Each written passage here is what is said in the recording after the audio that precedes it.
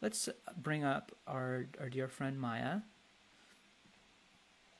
Maya, Hello. hello. How are Hi. you? I am wonderful. So good to be here. Super good to have you. And our session here is creating our future together. So, ladies and gentlemen, Ms. Maya Zuckerman. Thank you, Wolf Bear. So glad to be here. Got my sound? We're all good? Beautiful.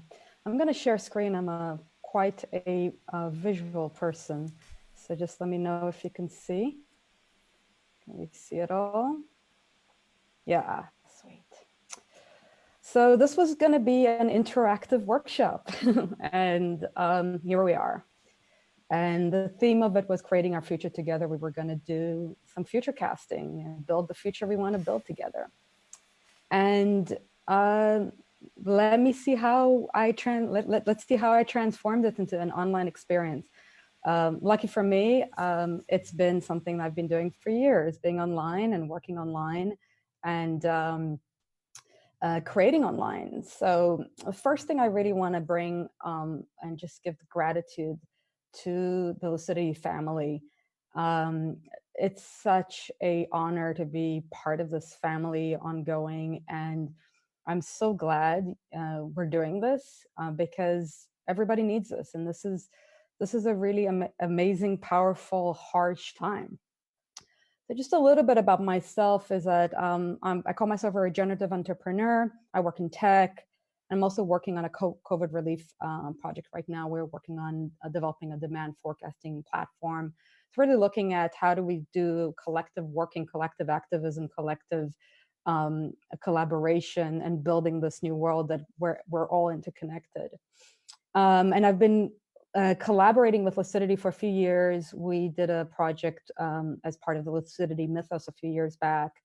And one of the other things is I'm also a narrative designer and I write sci-fi. And my sci-fi is all about regeneration Earth and about regenerative future. And I find it really telling that Lucidity, as a great prophecy holders that they are of this collective, our collective, knew to call this year Regeneration Earth, like years ago. This is not something new. This is about 3 or 4 years, if not more.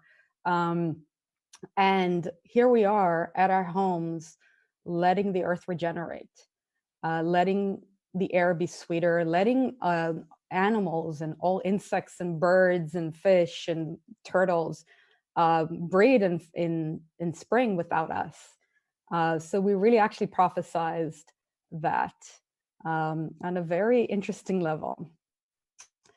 So I wanted to welcome and ground us. And during these times, taking a moment to breathe together. There's a lot of, we're all sitting behind these computers. It's not really comfortable. I'm sitting here with another iPad as well. So I've got my notes. It's not normal. We're supposed to be hugging each other and eating amazing food or going to get some chai right now, cacao, or being in workshops together and feeling each other, but we're not. Let's take a breath in slowly together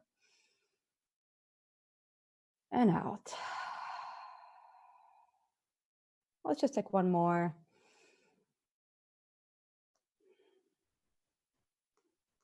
And out. These are very interesting times, and to start creating the future together, we cannot escape what is happening. We cannot just say, let's just project the future. But we really need to hold space for this moment. For us to create this future, we can't dismiss this moment because we're going through a collective trauma. At this moment, we know, yeah, we are lucky enough to be on a call together here. We're lucky enough to be healthy. We're lucky enough to be in a place where we actually get to explore together, but a lot of people are not. And this disease, this virus, is definitely bringing in a lot of trauma. And a lot of us haven't been even starting to deal with that. And again, for us to build a future together, it will be very important for us to hold space for each other through these times. And through these times, the importance of our interconnectivity, the importance of our community, is more vital than ever before. Oops, there we go. And we need to acknowledge everything together, the good, the bad, and the horrific, and being bigger than ourselves, knowing that we are able to actually hold it all, the bad news and the good news, the fun, the jokes, everything. So we are actually able to create something new from these times, because without that, we're going to recreate the same narrative again. And we're here to actually create the future. So the first part of actually creating our future together, the first part of this narrative, and this is nothing I wouldn't have done together if we were together in the same room right now, is bringing grief. And grief is the greatest equalizer. We all grieve. And taking our time to acknowledge our pain and suffering of ourselves and our fellow humans and hold space for that.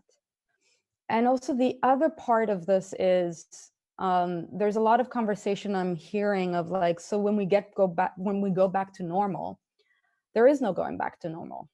Doesn't mean that there isn't an amazing future in front of us if we work well together. It just means that whatever we were used to is not going to be what's coming down the pipeline. It's not going to be the new tomorrow. That's going to be something different. So also taking time to say goodbye to those narratives, to those stories, to a lot of what made the civilization up until now what it is. And some of it is great. Like, I'm actually pretty happy that it's leaving. And some of it is going to be very painful. And holding the pain of everybody and holding the issues and knowing that it's not going to be easy, but knowing that there's also an opportunity to build something amazing together. And that's more what I wanted to focus on today. So this is an image from one of my favorite ever books, Good Omens, by Neil Gaiman, too many Neils, and Terry Pratchett. They wrote it about 30 years ago. And it's a story of an angel and a demon, and the story of the apocalypse and the end of times. And the interesting thing about the word apocalypse is that it is actually a revelation. It is not the end, it's revealing what is coming. So it's not exactly the end of the world, it's the end of an epoch and the beginning of a new story, a new narrative that we get to actually tell together. And that is really exciting. I actually rewatched Good Omens again after watching Fantastic Fungi last night. So I think everything's connected. The fact that just before I got online, everybody was speaking about Fantastic Fungi, and I'm actually going to mention the Mycelium Network in a few minutes, just reveals how connected we are, just reveals that we're all seeking these stories for our time. And the same idea of not being afraid of what is coming if we go to it together. Yeah, if you haven't seen or read the book, I've seen the TV show or read the book, I highly recommend it. But because one of the things that it conveys is the importance of a collective, the importance of family, the importance of connections. And it also brings in the possibility of what if the end of times is a beginning of something much sweeter, and how do we work together towards that? So the beginning is nigh. The old myths that we were using up until, I would say up until 30 years ago, don't actually work for us anymore. Ever since we saw each other from outside of our planet, that was 1968 was the first image. Actually, 1966 was the first image, and then 68 was the satellite image of our Earth from outside, and 69 Earth rising, and 72 the blue marble. We've changed. So this is all over 40 years ago. So these stories that we were told over millennia don't fit these times. There's a new story that is emerging. And yet there is some old stories that really connect us to who we can become. And there's some ancient stories that we get to actually reimagine for these new times. So the idea is, how do we actually make this unbroken chain from my ancestors to who we are right now, which is young ancestors. So this is one of my favorite quotes from Buckminster Fuller, who wrote his famous operating manual for Spaceship Earth over 50 years ago. We are called to be architects of the future, not its victim. we're also called to be the architects or the storytellers of our future, not its victims. We get to walk together and bring this narrative forward from the future to where we are right now. And I'll do a little example of that in a few minutes, and give you some prompts towards the end of the conversation on some questions that you can actually play with in your own time. And I'd love to see whatever art is going to be created, whatever stories might be created from these times. They're going to be extremely special. And one of the biggest transitions that we have during these times, and for the past about forever, is the reimagination of storytelling. And Lucidity has been doing it for years, moving from the first three Lucidities, which were more about the personal exploration and personal growth, into the collective journey, into the Kindred Quest, that as it was called a few years back. And that is the story and the narrative of our times, where we all get to show up in our role, in our avatar or avatars. I'm really grateful for Ethos and Stephanie for their talk a couple of hours ago about the fluidity of who we are, of our identity, of who we want to be in the world, and then how do we bring that together to create a collective narrative. And in Lucidity, we experience that. Everybody's important at Lucidity. It's not about one person and one leader. It's about a collective shared leadership, but it's about a collective shared experience and shared beingness. And we all get to play these parts, whatever parts we want to play, when we're at Lucidity, and then that helps us reimagine who we can be in the outside world. So the collective journey is truly the coming of age metaphor for humanity's rise from adolescence to adulthood. And I think these times even more. I have seen so much kindness, so much maturity, so much love around me, heart opening. So many people are stepping up to be the best versions of themselves. Yes, there's some people who are not, but on a whole, my experience has been, and I don't know if that's true to you, and I'd love to hear if that has been true to you on the chat, the experience of human kindness on a level that is just heart-bursting. And I believe that that's part of maturity. In the integral thought, there's a 4 quadrants for our coping mechanism and growth, and it's wake up, grow up, clean up, and show up. And I definitely believe we're in the grow up session. I don't think we're in complete cleanup and show up yet. I think the show up is happening, but not for all of us. I think we're getting there. But I really see it as something that is happening to us in a collective way. And one of the biggest masters that I definitely admire is Thich Nhat Hanh, that talked about that the next Buddha is not about one person showing up, but it's about a collective, a community practicing understanding and loving kindness, a community practicing mindful living. This may be the most important thing that we can do for the survival of the earth. And again, Lucidity and this family and the networks that we belong to really exemplify how we can actually do that, how we can be in community. And even through these times, having Lucidity online through these days, through these harsh times, is just showing how much of a breathing, amazing, flourishing community we are, even if we have to sit in our own homes and not meet each other in person. We can still feel the magic through this metaverse. And we all know that we are connected, and the crisis has proven so much, how much about that. This is an image. I said I was going to reference the mycelium network. This is an image from Star Trek Discovery. If you haven't seen it, great depiction of our future. Also because it has a character called Paul Stamets, which we just mentioned, and the idea that the mycelium network is intergalactic. This is something that connects us all. The mycelium network and the mycelium idea, even just as a metaphor, not even in the way it operates, it's a great concept to look at as we're understanding our interconnectedness, as we're understanding that each of us is connected to something so much larger. And that interbeing, which is another Thich Nhat Hanh concept, is alive, and we're part of it. So this is really our time to remember that we're part of something much bigger. And again, I was so excited to hear Ethos and Stephanie earlier on, that we get to actually play with our identities. We get to actually put different selves. Neurobiology actually has not found where the self actually relies in our brain. They can't find it. So the idea that comes from a lot of ancient thinking, where our self is not a one thing, but this very changing and ever mobile and ever diverse, is actually real.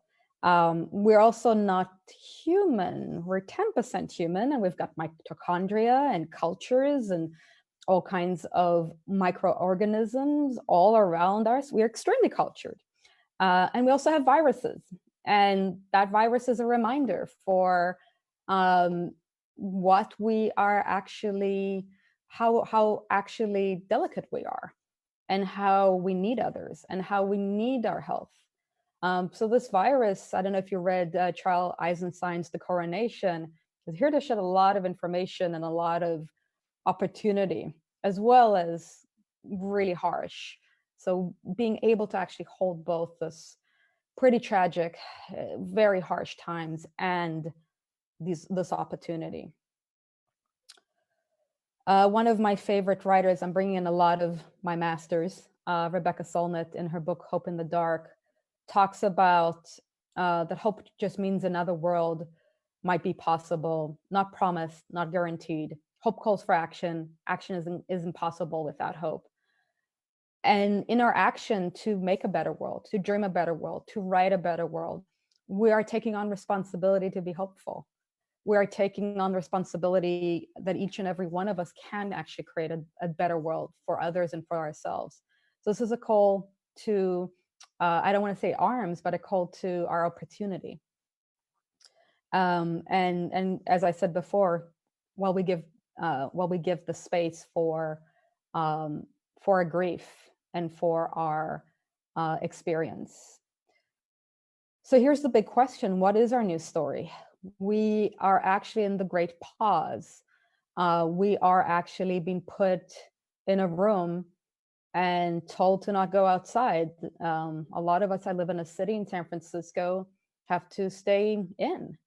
And that's such a great opportunity to cultivate what we want next and really think together about what would be our new story during these times.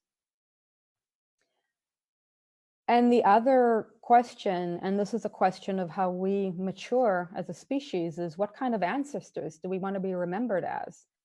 Do we want to be the stewards of the planet or the destroyers?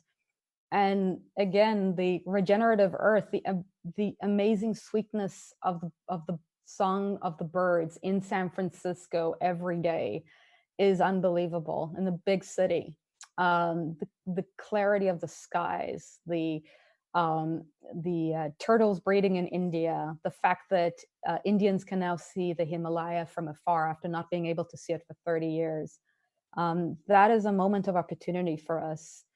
And we really need to decide, how do we go to this new normal together?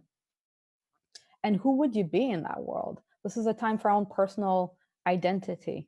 Who do I get to be? Who do I get to reinvent myself as in order to actually serve this new world that's coming? So that's a very big work of introspection. I want to share, I'm going to share a couple of writings. First one is not mine, and in a bit, a little bit of mine. And this is from James Durant. Suddenly, Disney is out of magic. Paris is no longer romantic. New York doesn't stand up anymore. The Chinese wall is no longer a fortress, and Mecca is empty. Hugs and kisses suddenly become weapons, and not visiting parents and friends become an act of love. Suddenly you realize that power, beauty, and money are worthless and can't get you the oxygen you're fighting for. The world continues its life. It's beautiful, it only puts humans in cages. I think it's sending us a message. You're not necessary. The air, earth, water, and sky without you are fine. When you come back, remember that you are my guests, not my masters. There we go. So one of the reasons why I wanted to create this workshop is this inquiry. And the inquiry is, in sci-fi and in the world of superheroes, and we're talking about the collective journey. It's an invitation for more than one archetype. And Lucidity has so many archetypes and totems, and the dance of the different archetypes and totems together is what creates this collective journey. And in the spirit of these epic stories, usually the heroes of the collectives have an origin story. So in these times, we get to write our origin story. We get to actually invent what our future is going to look like. And we get to invent who we are before that transition.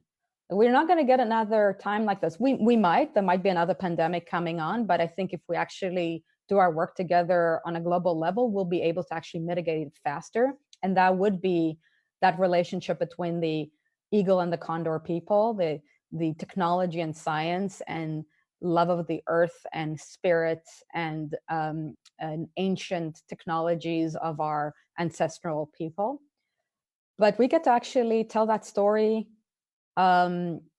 together for the first time. So this is our time to actually invent our origin story. The character you're seeing over here is from my book, M's Theory, currently probably gathering dust on the desk of 2 New York publishing houses waiting to be read. But I have actually finished it and have a agent, and we're going to actually recommit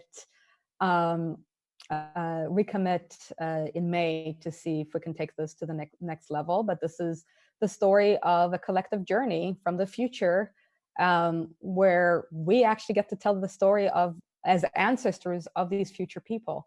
These are diverse, intersectional people from around the world wanting to lead us to a regenerative future.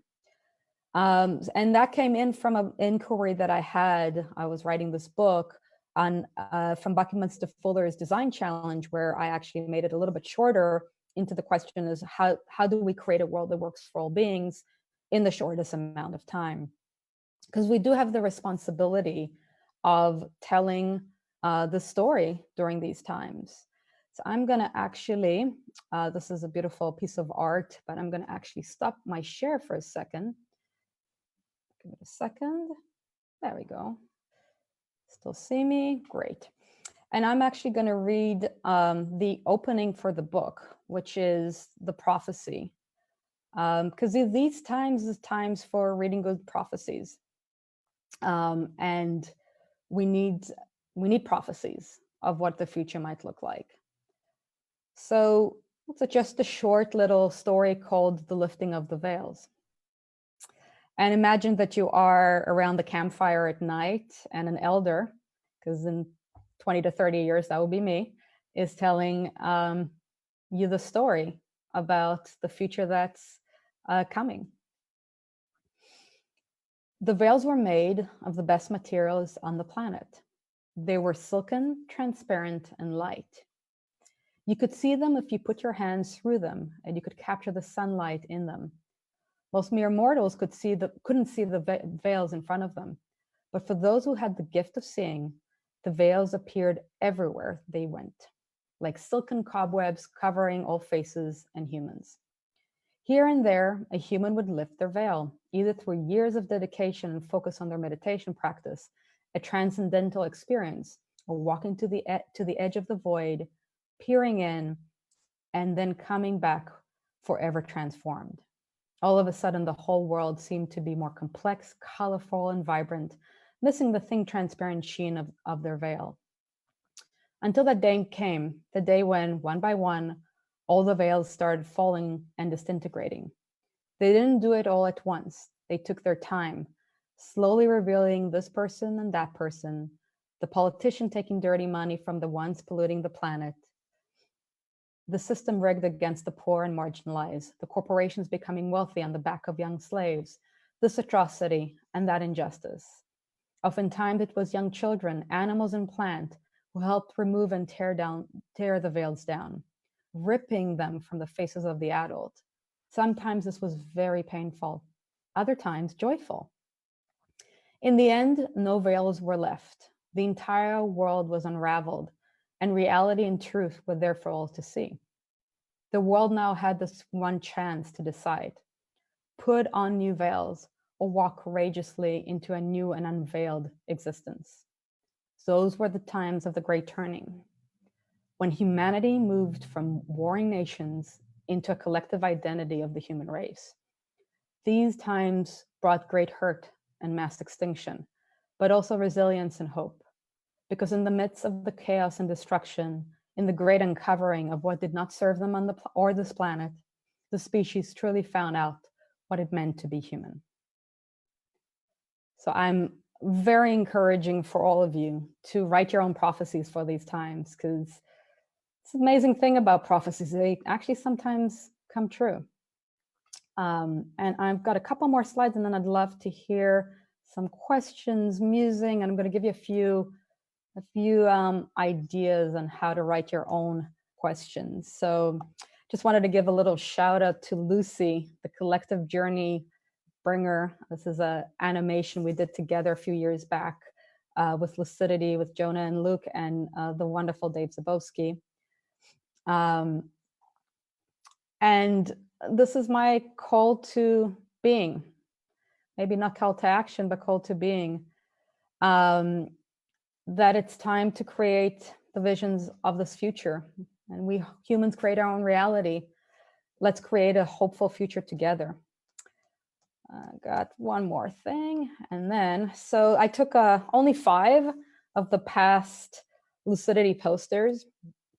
And I'd like you to take a moment to even look at them if you can see them. The imaginal selves that we are in the space of lucidity has been something that's been very profound for me. The beautiful, the quote I said about how not visiting. Okay, I'll send it. I'll send everything out in a bit. The beautiful imagery that Lucidity has created as a community, as a collective, is just profound. I mean, I have actually times where I just pull this out and just look at it. Here's the imaginal selves. Here's the imaginal future, the city that is also completely organic and completely beautiful. The people coming together. And I'd love for you to, maybe after the session, maybe now if you're called to it, maybe tomorrow, or maybe before you go into your dreams tonight, to take pen to paper and express your story, and send it to Lucidity, like post it. If you have a drawing, like I'd love to see what your future looks like. Because if it looks anything close to what I've just depicted here from Lucidity, that's an exciting future. That's an exciting future to all of us. And think about it, about how do we write the story together? And I'd love to hear from you now or later. Doesn't matter, whatever you're called. I'll give you all my information. And what is the hope for the world that you're trying to create? And what does the world look like? If we were together, I would have gone through a very deep, what we call world building experience with all of us, where we would build the whole world together and sketch it out and just create it together. But you get to do it at home. So create that world. If you message me, I'm happy to also send you some outlines on how to do a very good world building experience and world building writing exercise. And what is your dream of the future?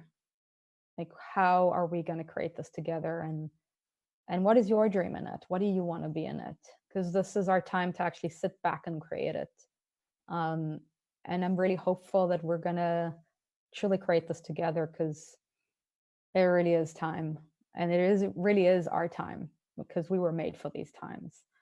So again, I want to thank the Lucidity crew and fam, and I'd love to start having some questions. So let me start with answering also the question.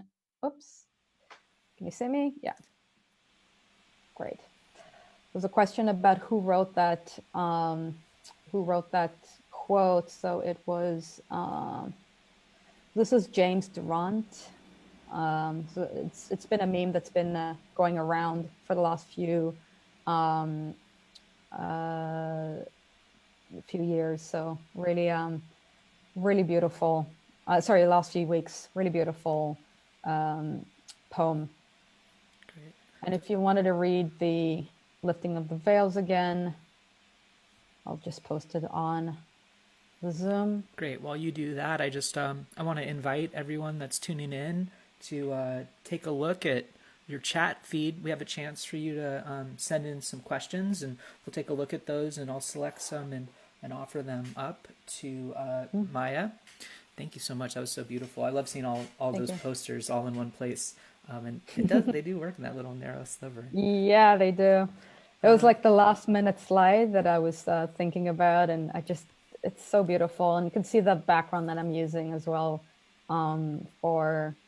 and it's funny, I get online and people ask me, so where are you? I'm like, I'm from the future. Right. Yes, absolutely. And a quick shout out to the very, very talented Mark Garner, who's done a number of those posters, not all of them, but maybe all of the ones that you selected.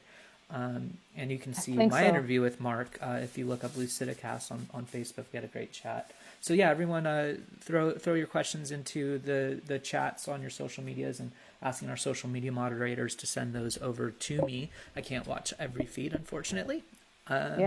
So Maya, can you talk to us a little bit about maybe some of the rituals and conversations that you're having with yourself these days? Like what are you telling yourself that it just in sort of short nuggets when you feel, sort of those swirls of anxiety? Where do you resolve those? I don't think resolve is the correct thing, because there's no resolve right now. There's a lot of, and grief is not something that it's one and done. It's something that always swirls. I think one of the big places that I've been into is just work, and the other place is in meditation. So what I try to remind myself during these times is what I can hold on to that's real.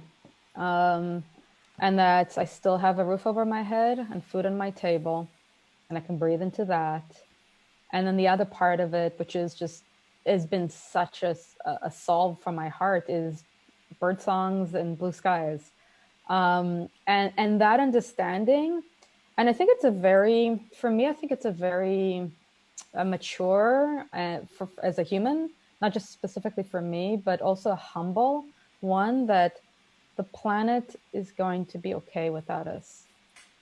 And we get to see the planet without us.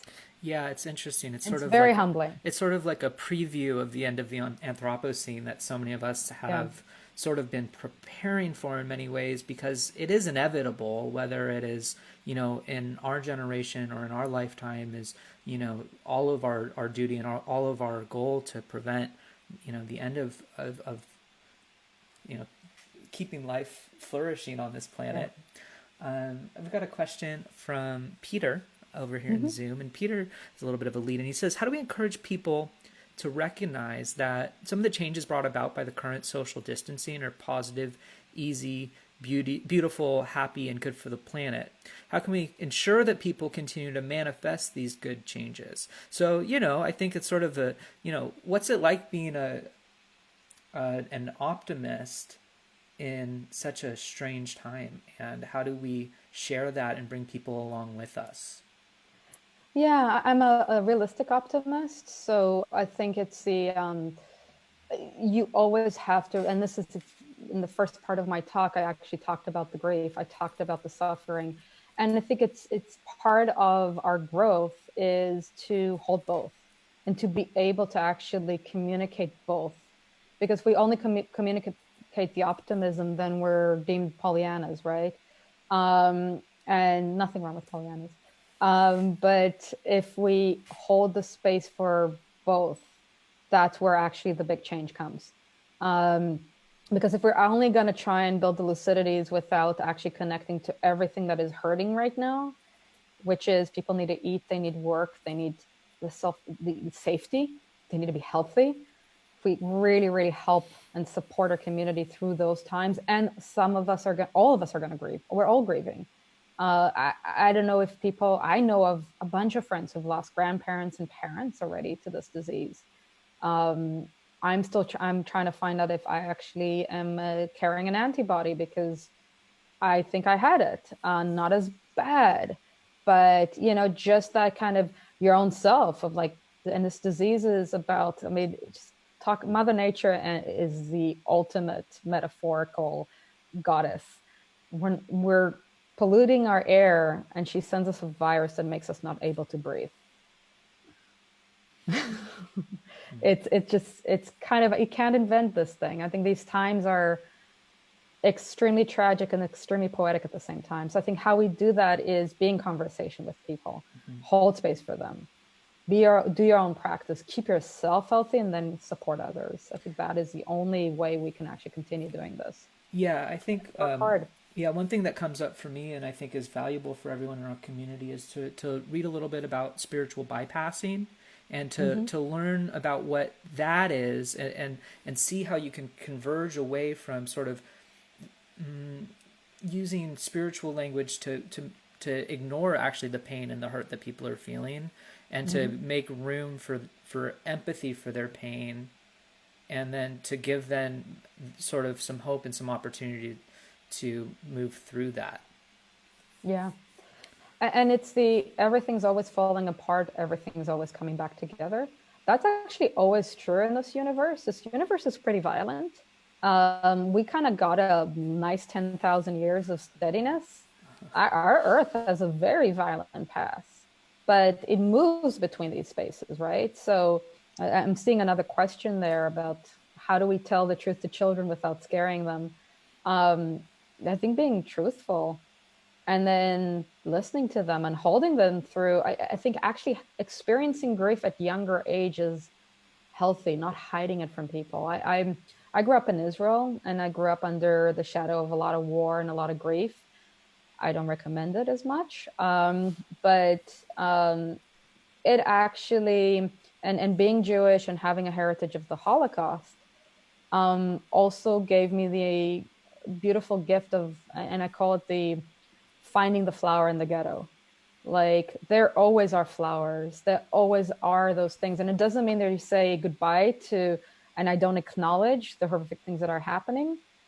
It's and not an or. It's holding all of it. So I think for us to also emerge out of these times as more integral, complex, mature human beings, race is actually, there's only one race, the human race, is to actually truly embody all of that. And by the way, that what I just said is the truth versus how society is creating that for us. So there's no any way that I'm saying it in a way that is not looking at what has actually happened over the past 10,000 years around that narrative. Yeah. Yeah. And sorry, go ahead. Yeah. And I'm saying that, not everything is good. I so agree with it. I think also learning how to hold space for people and for yourself through these hard times. Yeah. And it doesn't mean we have to fix everything. It means that we get to sit with people and support them. And we get to actually sometimes shut up when people are going through things and just be with them. Like, if somebody really is having a hard time by themselves, calling them up and saying, hey, can I just hang up on Zoom with you and say nothing? I think sometimes that's good as well. Just experiencing and acknowledging another human being. So, sorry, you were going to say. I was just going to kick it to a question we got over on YouTube. This is from Joy Kim. Joy was wondering, have you ever been in one of the worlds that you've built? Have you watched it play out in real life or your dreams? Too many of them. The scary thing is that almost every world that I created in M's theory has, and I've got 9 of them, is here, and we're walking towards it. So it's funny that this is a trilogy. So I mapped up the 9 timelines, and one of the timelines is no humans because the virus got us. And one of the other timelines is the Ministry of Mind, where a very extreme cabal group of people have taken over the earth and completely um, extracted everything. And by the very, very far future, they're the rulers and all of us are slaves. And all of us feels actually real. But also I've seen, and I think Lucidity and other places have shown me that regenerative Earth timeline, that there is in the same time, all these timelines are real. All these timelines are probable. And we get to choose how close we get to one or the other. It's not the whole idea of dystopia, utopia as polarization actually is not the truth. It's always going to be a little bit of both. So the question is, how much towards utopia and how much towards dystopia do we want to live? And can we find a middle path that acknowledges both sides? Yeah, that makes me think. I know we've talked a little bit about our need to evolve past the hero's journey and to get past this idea of our savior complex. I'm wondering if you Mm-hmm. could maybe, how does that relate to our current situation? I think it actually, we are seeing how the one conversation doesn't work, that it is all about a collective journey. It's about all of us showing up and all of us playing the roles that we need to play. Not all of us are in the front line. Some of us need to build community. Some of it need to support young children. We all get to actually play our part. Some of us just need to sit at home. That's okay. That's playing our part because that's what we're supposed to be doing. The hero's journey is a wonderful story from our ancient times that have been co-opted by the Judeo-Christian narrative to be just one narrative. And actually, it was never true. There was always other narratives. Um, and it's the story of the young hunter coming back from the hunt, telling the tribe of what they've done, and the shaman, the healer of the tribe, painting that story. And for some reason, that's the story that was kept, but there were other people in the room. And we as beings, not even as humans, cannot live without the interdependence and collective of everything that we are. We cannot live without our food, without the organisms, without the mycelium. And right now, we're actually seeing what is essential. And the great thing is, there's a couple of words that's it. They're ingrained in our brain. What is essential? Because now we know what is essential. Health. That also means our health workers, and it means inner health and outer health. Our bodies and our mind and our spirits. Our food. So everything around our food. That's essential. Our Um, farmers, the farmers, the land, all the essential. So essential. All of a the sudden, grocery we're workers. exactly Yeah. all the amazing people in the front lines that are just doing amazing work, and that is the most important thing in the world. They're essential, and this is essential, but we don't have to be outside to do it. So it's very interesting how we kind of, there is a polarization of what is essential and what is not, but it's also a truth. And the other narrative is exponential, and that is actually somewhere where in a conversation around climate mitigation and what is happening to the planet, we cannot decouple it from what is happening with the virus. The way we treat our land, the way we treat our animals, is showing up as as a very big sign from nature, and it's showing up really rapidly versus what people believe climate change was, which was much slower. So that's happening much faster. So now people can grasp what exponentials mean. Awesome, great. Here's a question from, let's see, we'll go to Sarada Love on Twitch. Sarada wants to know, well, they've got a little lead in. I know we can be the change we want to see, but what about affecting change to the highly detrimental forces? What are the best ways to awaken the collective consciousness for the masses? So there's different levels and thoughts around it. There's also those awesome numbers, like 3.5% of humanity is all that we need to actually create big change. Margaret Mead's, Margaret Mead's famous quote about, never underestimate what a small dedicated group of people that a small dedicated group of people can change the world. It's actually who's always had, or some version of that. So I don't think we need everybody. And not everybody's ready for that. And it's completely okay. But to create change, we need dedicated people, heartful, passionate, that are working towards that. And that also understand that, and this is from the Talmud, Jewish scripture, that we're not allowed to abandon the work. I can quote it in a second, but it really is about the continuous work, and we each are called to different levels of it. The quote from the Talmud is, "Do not be daunted by the enormity of the world's grief. Do justly now, love mercy now, walk humbly now. You are not obligated to complete the work, but neither are you free to abandon it." So it really is that space of being humbled by the work, without thinking that we are here are supposed to save everybody. Because that's also, by the way, the drama triangle where the hero savior plays a part. That's another reason why the whole savior modality doesn't work for me. It's about us working together for betterment. It's not about saving, even though, yes, people on the front lines, especially health workers, are doing the very heroic work of saving lives. But that's actually within a context that's true. But it doesn't mean we have to save everything, and the planet doesn't need saving. We do, as a Right. collective, and when we can actually play with that. Do we even need saving? Like, why are we supposed to be here? It's a deep, it's a big philosophical question, and I think it humbles, like, why is humanity good to keep around with all that we've done? Yeah, I think that's a question that all of us have to answer every morning. You know, Yeah. what do I have to bring to the world today, and how do I justify? You know, you can't justify all of humanity, but you can maybe work on your own. Um, Exactly. yeah, here's an appropriate question because we keep bouncing between questions from different platforms.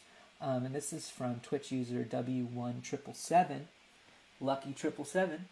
And they want to know how to navigate the future we're creating together when it's represented by so many different groups and on different platforms. That makes me think specifically kind of about the, like, where do you see the connective tissues? How are different platforms? It's kind of a general term, but maybe even in the technological space that I know you work in, through APIs or like the more meta concept of an API, like how are these different groups and modalities speaking to each other and finding motion together? Well, so this is and I'm sure some people would love this metaphor, moving from centralized to distributed, and back and forth. So the idea that we all need to completely align with the same narrative, the same story, I think there are some truth to it, which is the very kernel of truth of what it means to be human. So our humanity is a connection. I even go deeper into our place in the world. What does it mean to be an earthling? Because we actually don't make very good earthlings. We make okay humans, but earthlings um, is another space. And really, the idea that it's not one, we're not a Borg, right? We're distributed, but there is something that's holding us all together, and we all have one thing that we have in common, which is we all live on this planet. So there is a way to actually create that connection between the different stories. And also, the collective journey is an intersectional journey. It actually brings in all the colors of the rainbow, all the different opinions, all the different stories and narratives, the ancient and ancestral people and the new people, the eagle and the condor. It's not about unifying their narrative and kind of making it all one. It's more about having space for all of it to appear together and then moving together towards something. So there needs to be an alignment and an agreement that we don't want to destroy the earth and we want to be better humans. If we can actually agree on that, plus a couple more things, I think everything else needs to be diverse, and diversity is a spice of life. And if we are diverse, again, Ethos mentioned that before, diversity is actually the way of nature to create strong evolutionary traits. So the more diverse we are, the better. And unfortunately, humanity as a species, we're actually one species and we're a monoculture. So there is a little bit of a danger in something like that. Usually what happens is these pathogens appear and try to kill you when you go too big as a monoculture. And if you actually look at agriculture, it's pretty aligned. So diversity is great. We need diversity.